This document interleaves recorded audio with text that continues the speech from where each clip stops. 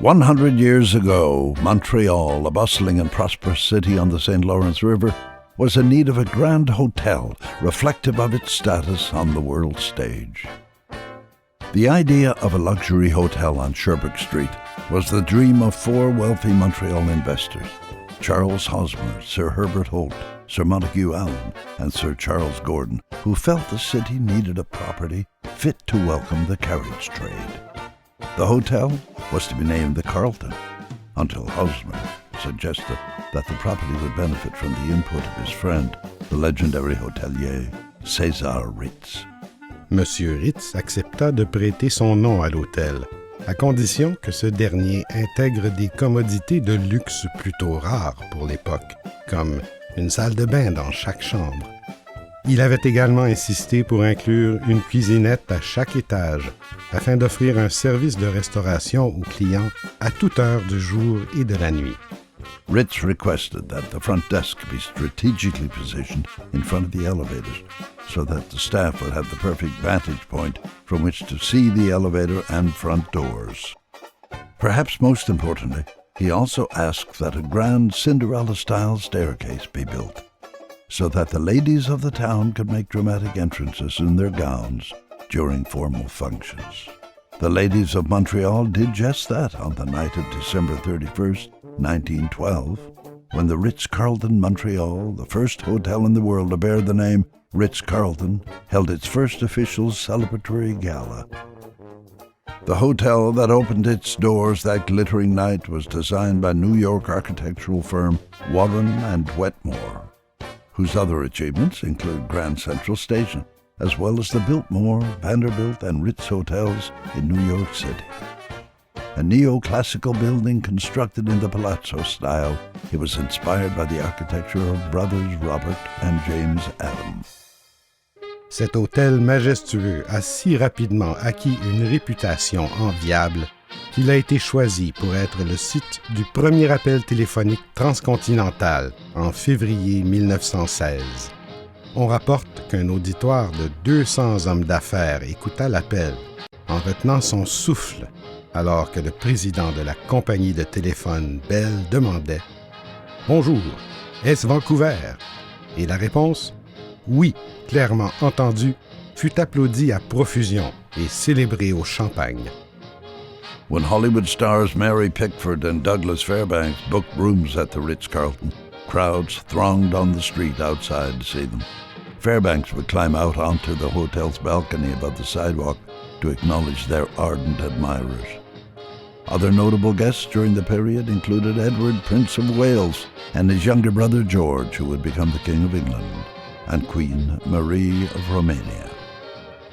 Beginning in the late 1940s, the Ritz-Carlton Montreal's lobby was adorned with shining marble walls, smart elevator attendants, and the brass mailbox that remains in place till this day. Around the same time, the Canadian Club began to meet regularly at the Ritz-Carlton Montreal, and Holt Renfrew debuted its season collections inside to admiring audiences numbering in the hundreds.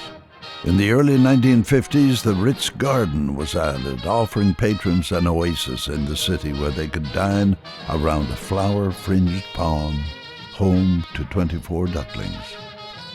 One of the most notable events to occur at the hotel came seemingly out of nowhere when the first wedding of Elizabeth Taylor to Richard Burton took place in the royal suite affront the marble fireplace in March of 1964.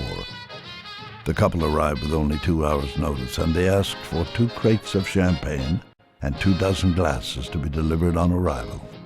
The able employees rose to the challenge, and 2 of them even attended the now famous ceremony.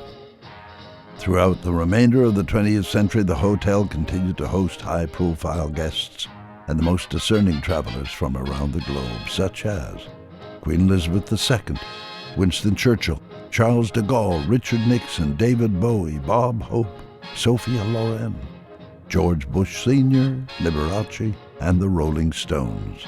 In 1988, the Queen Mother arrived at the Ritz-Carlton Montreal to attend the state banquet. The hotel had become a landmark, featuring prominently in the memories of all those who had visited.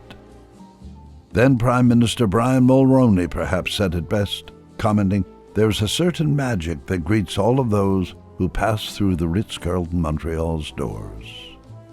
Towards the end of the first decade of the new millennium, it was decided that it was time Montreal's Grande Dame got an update. In 2008, the hotel closed to undertake a multi-year, multi-million-dollar restoration under the management and ownership of Morelis Financial Group and Toriani Group. Opening again in May 2012, the Ritz-Carlton Montreal was transformed into a chic and modern space, with much of the charm and character of the original building preserved.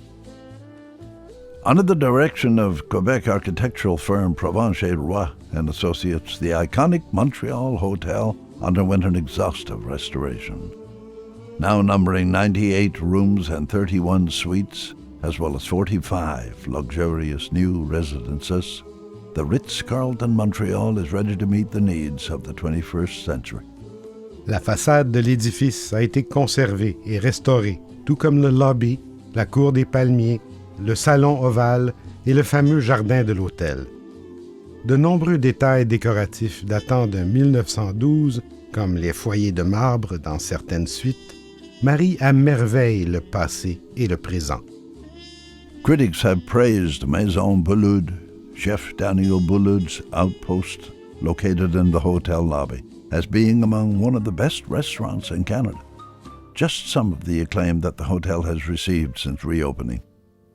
Le seul établissement au Québec à avoir obtenu dernièrement la cote 5 diamants AAA, l'hôtel est reconnu pour offrir un service méticuleux à tous ses invités et dépasser leurs attentes tout en maintenant les normes d'excellence les plus élevées.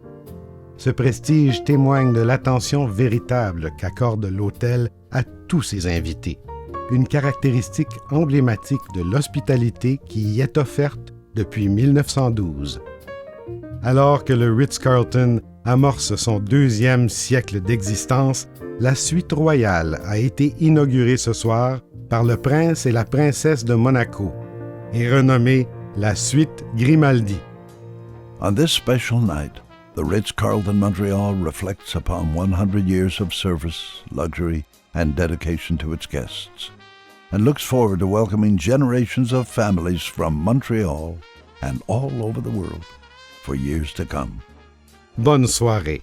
Enjoy your evening.